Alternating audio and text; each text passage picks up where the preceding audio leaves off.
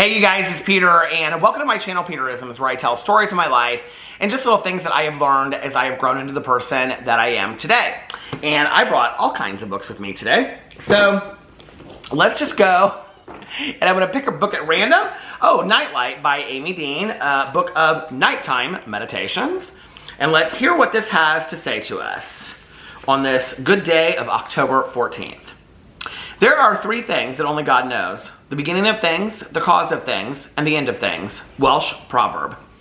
We learn when we enter the program that we didn't cause our disease, we can't control it, and we can't cure it. Those are the only answers we're given.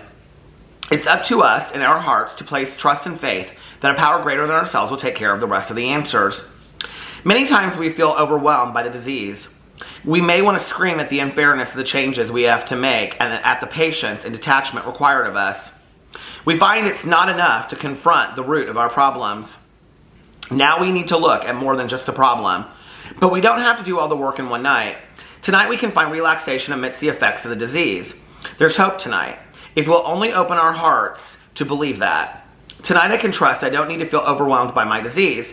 My higher power won't ever give me any more than I can handle.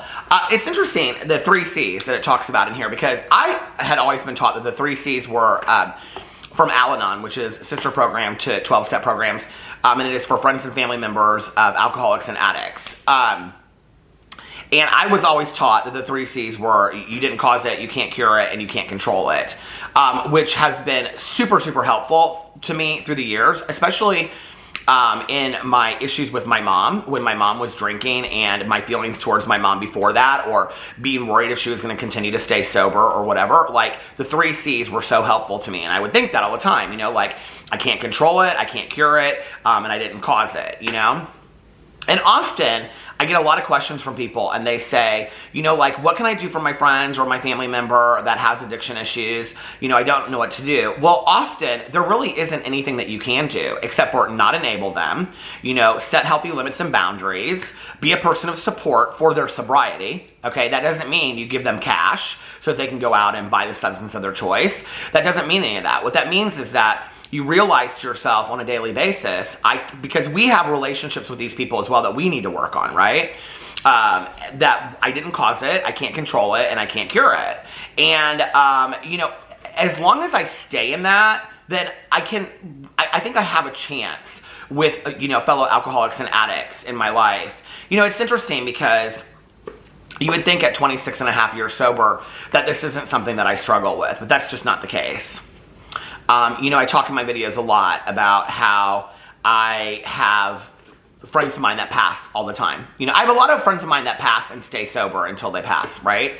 You know, from older age or things like that, or illness. So I have had many friends of mine through the years that have, you know, 20, 30, 40 plus years of sobriety that have stayed sober until the moment that they passed. My mother, in fact, was somebody that died sober, you know? But that being said, you know, an opioid addict in the United States dies every 9 minutes.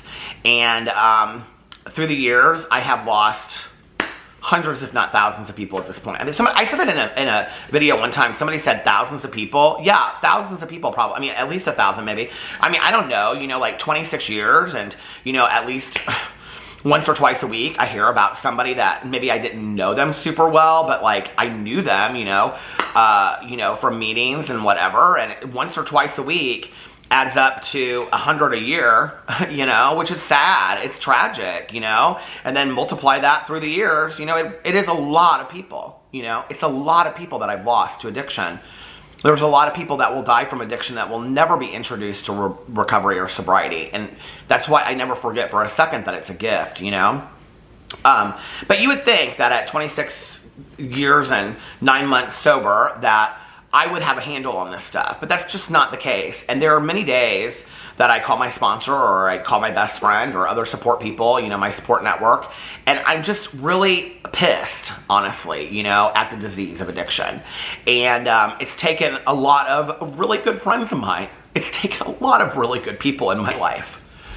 And I've been so emotional lately. I did a video from my Peter Does Stuff channel today, and I just was like bawling in the video. And I think it's good, you know, to feel emotions today, but I've lost some really, really good people to addiction, you know, and not just people that have died.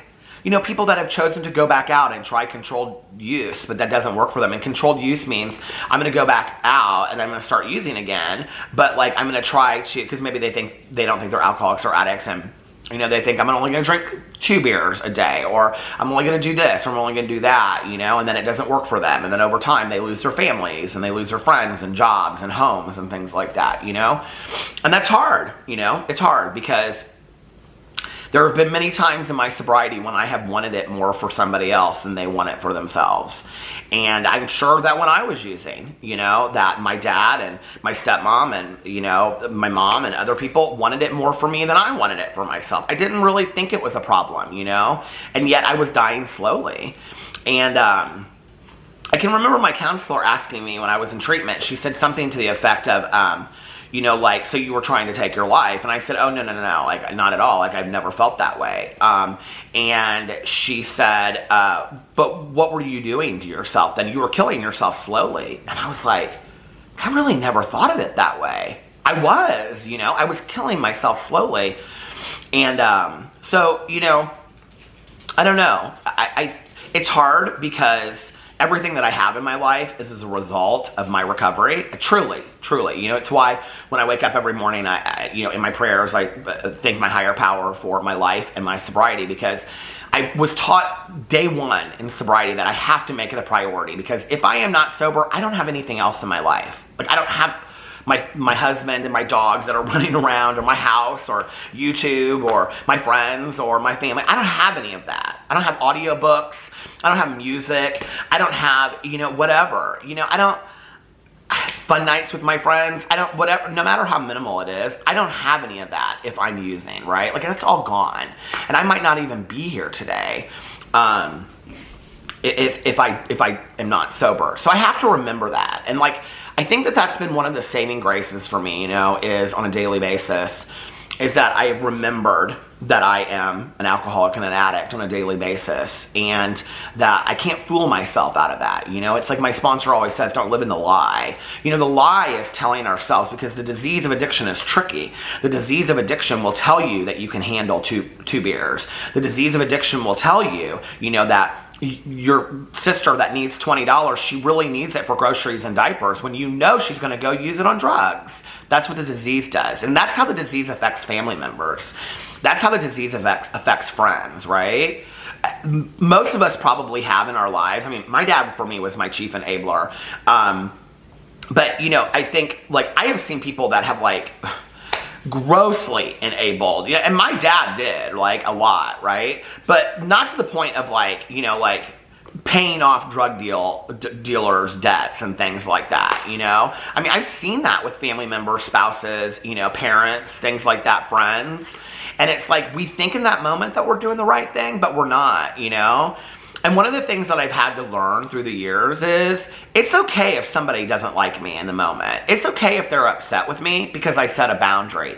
It's okay because I tried to love them and set a boundary, or tell them no, I wasn't going to engage in their, addictive behavior. It's okay for me to do that. And if they hate me in the moment, maybe later they'll forgive me and get over it.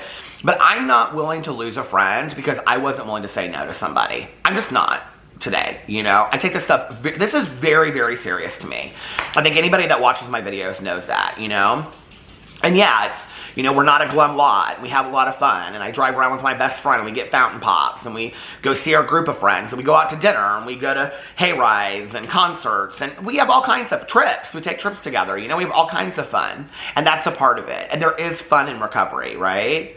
But there's a huge part of that's sad, because the disease of addiction is killing people every single day. And the stigma that's attached to it, we're afraid to talk about it, because if you have kids that are addicts or alcoholics, people want to say, well, what didn't you do? Well, you weren't a good parent. No, that's not true. It's not true, I had a mother look at me in the emergency room as her son lay dead on the hospital room table after they had tried to work on him, and he had died from sudden sniffing death syndrome, which is huffing. He was huffing computer dust and diving into a pool.